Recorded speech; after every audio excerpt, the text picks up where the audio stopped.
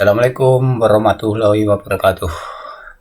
Anak-anakku sekalian yang hebat, hari ini kita akan melakukan suatu pembelajaran dengan yang baru. Saya akan menyampaikan materi dari jarak jauh agar kita pulih lebih cepat, tumbuh lebih kuat, makin bermartabat. Ingat, kita akan tetap berusaha untuk menjadi anak-anak hebat di tengah keterbatasan dan segala kekurangan.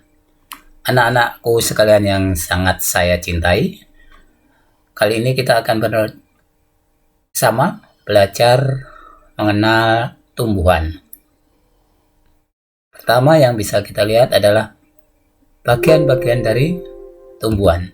Nah, anak-anakku sekalian, kalau kita melihat tumbuhan, salah satu makhluk hidup yang ada di sekitar kita ini memiliki bagian-bagian yang cukup kompleks. Pertama, akar. Yang kedua, batang.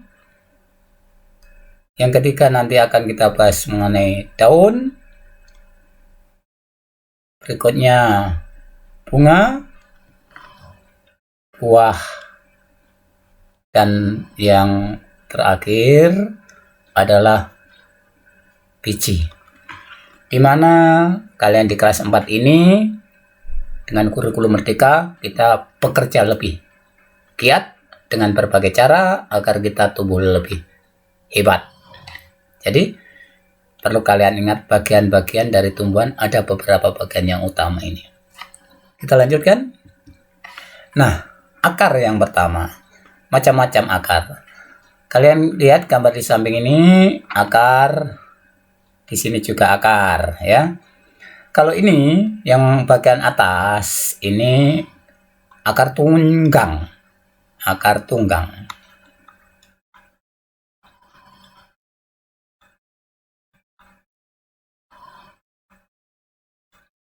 Di mana sifat bagian akarnya yang atas lebih besar, kemudian mengkerucut menjadi bagian-bagian kecil. Bagian ini akan menghujam ke dalam perut bumi sampai sedalam-dalamnya. Nah, tumbuhan yang memiliki akar tunggang ini adalah tumbuhan yang memiliki biji berkeping 2. Misalnya duren, mangga, nangka, dan lain sebagainya. Biasanya memiliki ciri-ciri berbatang yang sangat keras atau berbatang keras. Sedangkan yang bawah ini adalah tanaman atau tumbuhan yang memiliki akar serabut. Nah, akar serabut cukup pendek-pendek, ukuran dari ujung sampai ujung sebelahnya, dari pangkal sampai ujung, ukurannya akan sama ya. Jadi tidak mengkerucut seperti akar ini. Akar yang macam ini banyak dimiliki oleh tumbuhan monokotil. Apa itu tumbuhan monokotil? Tumbuhan ini berkeping 1. Jadi bijinya tidak bisa kita belah menjadi 2 bagian, tapi berkeping 1. Contohnya padi, jagung, kelapa, bahkan ada yang tidak berbiji, anak-anak, bambu itu tidak memiliki biji tapi akarnya akar serabut seperti ini. Adapun fungsi dari akar secara umum, 1, menegakkan. Jadi tumbuh ini agar bisa menjadi tubuh yang tegak ditegakkan oleh akar, baik itu akar tunggang atau akar tunggang maupun akar serabut. Kadang-kadang kalian anak-anak mau mengerti pohon-pohon tertentu itu batangnya kecil tapi juga punya akar untuk melekatkan tubuhnya ke pohon lain, atau tahu pohon inang agar tetap tumbuh tegar. Yang kedua, karena ini masuk ke dalam tanah, mempunyai fungsi menyerap makanan dan air dari dalam tanah. Ini anak-anak, ini penting sekali, ini kalian ingat. Jadi tumbuhan makanannya berasal dari dalam tanah yang diserap oleh akar. Berikutnya, mengedarkan makanan-makanan yang telah diproses dalam tumbuhan, fotosintesis, diedarkan ke seluruh bagian tanaman menggunakan akar sebagian. Nah, Nah, sebuah gelahan menggunakan pembuluh-pembuluh batang. Kemudian ada juga yang bermanfaat untuk menyimpan hasil dari proses fotosintesis yang berupa zat gula dan zat tepung itu disimpan. Ada yang di dalam akar, misalnya ketela. Nah, ada lagi ubi-ubian, itu menggelembung bagian akarnya sehingga dipakai untuk menyimpan hasil fotosintesis atau cadangan makanan. Fungsi yang lain, alat perkembang biakan. Jadi tanaman tertentu akar dipakai untuk alat berkembang biak. Contohnya ini misalkan ya, ada tanaman sukun. Sukun itu berkembang biak dengan akarnya. Ada lagi misalnya gerage, ya bagian dari akar gerage pada tanaman-tanaman jahe dan sebagainya. Yang terakhir, fungsi akar adalah untuk pernafasan. Tentu saja ini akar-akar yang menggantung anak-anak. Pada pohon beringin, pada pohon-pohon besar itu ada akar gantungnya, sehingga berfungsi untuk pernafasan atau membantu pernapasan pada tanaman tersebut. Itu anak-anak ya. Ingat dengan belajar seperti ini, apabila kalian kurang jelas, bisa mengulangi menonton kembali. Lihat bagian-bagian yang terserasa kalian belum paham. Berikutnya, batang. Nah, setiap tanaman pasti punya batang, badannya ini seolah-olah. Yang manfaat batang ini pertama untuk media pengangkut, jadi saluran untuk mengangkut seluruh bahan pangan maupun hasil pengolahan dari fotosintesis itu diedarkan ke seluruh tubuh. Ada juga batang yang digunakan untuk menyimpan cadangan makanan, misalnya pada sagu. Sagu, makanan pokok orang Indonesia Timur, itu makanannya berasal dari batang pohon sagu, seperti pohon aren, dibelah kemudian dipukul-pukul, bagian dalamnya diolah menjadi sagu. Tebu, kalau tebu juga demikian, batangnya diolah menjadi gula. Nah, secara umum batang tumbuhan itu ada yang berbatang keras, anak-anak. Batang keras. Ada lagi batang basah. Ada lagi rumput-rumputan. Nah, tentu kalian tahu di sekitar kita banyak rumput. Ya, batang keras ini tumbuhan dikotil berkeping dua, di mana nanti kalau kita kelupas dari bagian batangnya itu ada zat yang bernama kambium. Kambium itu seperti lendir yang berada di bawah kulit, antara kulit dan batang kayu itu ada kambium. Kambium itu zat tumbuh. Kalau batang basah ini ya basah-basah yang lunak-lunak. Nah, misalnya pada pohon pisang, pohon-pohon berbatang lunak lainnya masih banyak ditemukan di kebun-kebun itu. Kalian kalau kita belajar di luar lingkungan, kita akan mengenali lagi. Rumput-rumputan ya tentu saja rumput-rumput termasuk gulma-gulma yang kita ketemui kemarin. Gitu ya. Jelas? Nah, berikutnya daun. Nah, naik dari akar, kemudian batang, kemudian daun. Daun ini pertama merupakan media penyimpan cadangan air dan makanan. Nah, fungsi daun satu. Di daun itu ada zat yang bernama ini klorofil.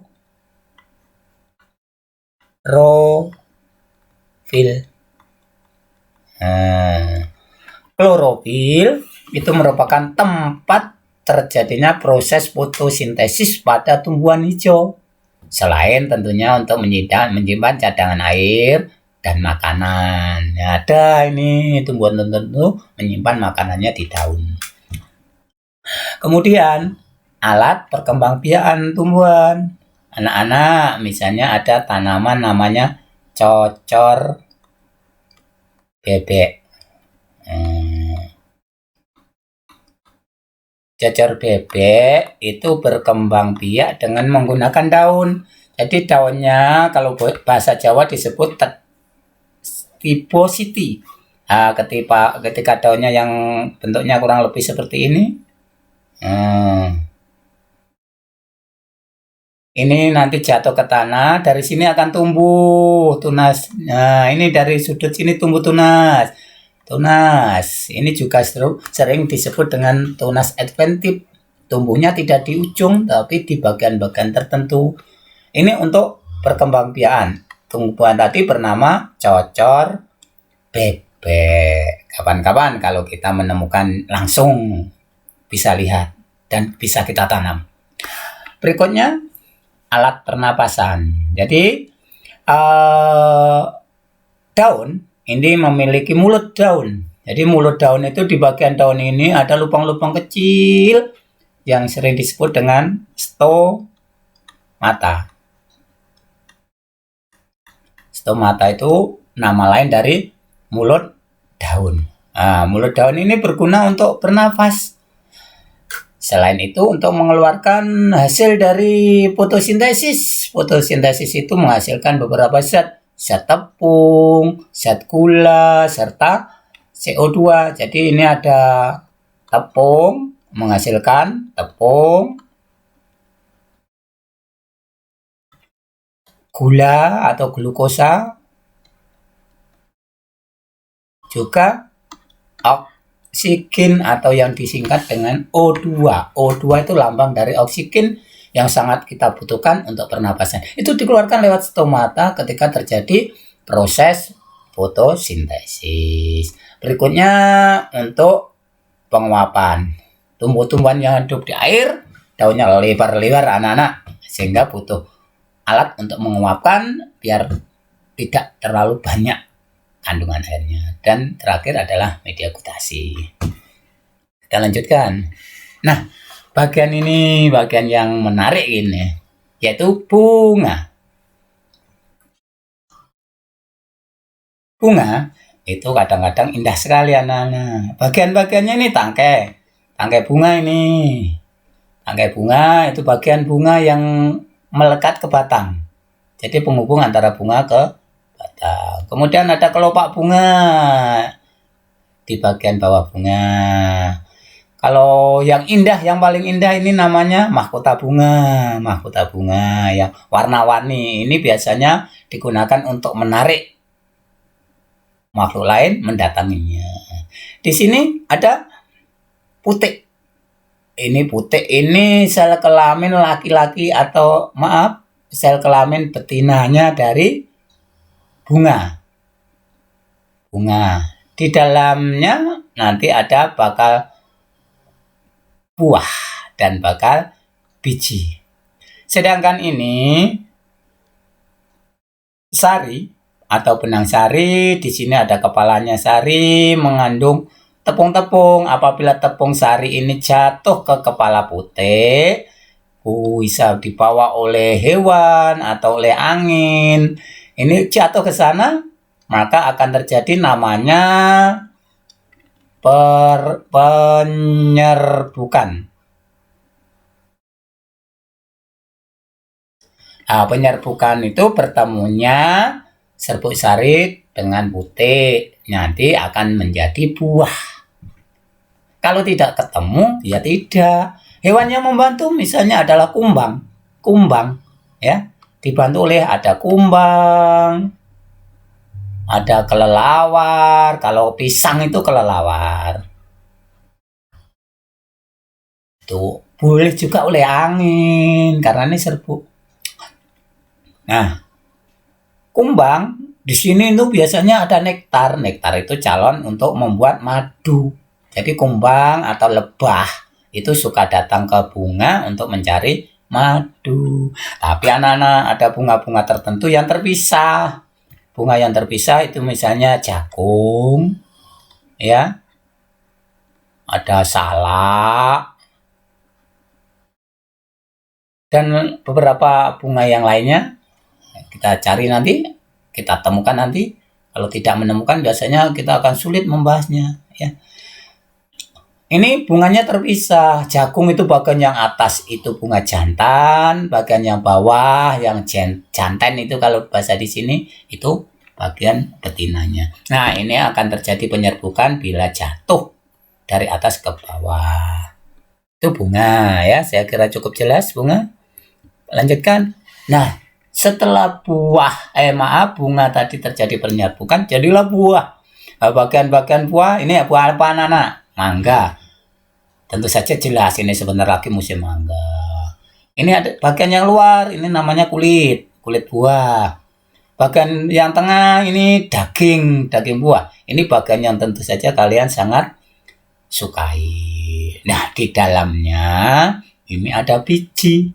Dalam bahasa Jawanya disebut dengan pelok. Biji ini berguna untuk calon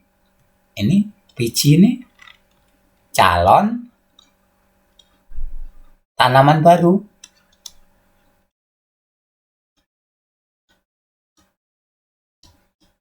Ini calon tanaman baru, anak-anak. Ini kalau ditanam bisa insya Allah tumbuh menjadi tanaman yang baru. Lalu fungsi buah itu bagian buah. Ada tangkai buah, ada kulit buah, ada daging buah, ada bijinya. Itu tadi ya, anak-anak. Maaf, aku agak batuk. Nah, secara jelas penampang biji itu seperti ini.